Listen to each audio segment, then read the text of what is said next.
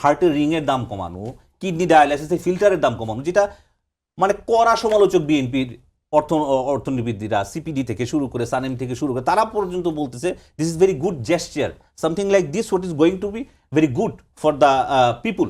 ঠিক আছে, এখন বাস্তবায়নের ব্যাপারে আপনি ঠিক আছে বলতে পারেন যে 6,95,000 কোটিটা, এটা আমি আমার একটা লেখা প্রথম আলোতে দিয়েছি, এটা হয়তো কিছুদিনের মধ্যে পাবলিশ হবে।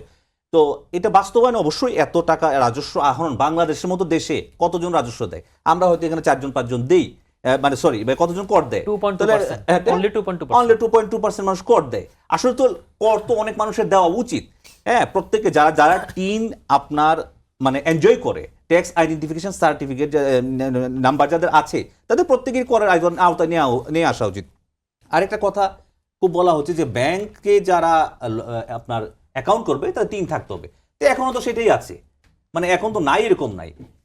হ্যাঁ, আপনি বলতে পারেন যে একদম রুরাল লেভেলে হয়তো কৃষক বা এদের এদের এদের এদের ব্যাপারে হয়তো বলা হইতে পারে, সেখানে কিন্তু সরকার একটা সোশ্যাল সেফটি নেট তাদেরকে দিচ্ছে, কৃষক কার্ড, ফ্যামিলি কার্ড।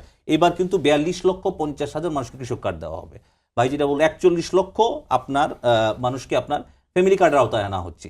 পরিবেশ ও জলবায়ু নিয়ে একটা বিরাট ধরনের আপনার কর্মযোগ্য আছে।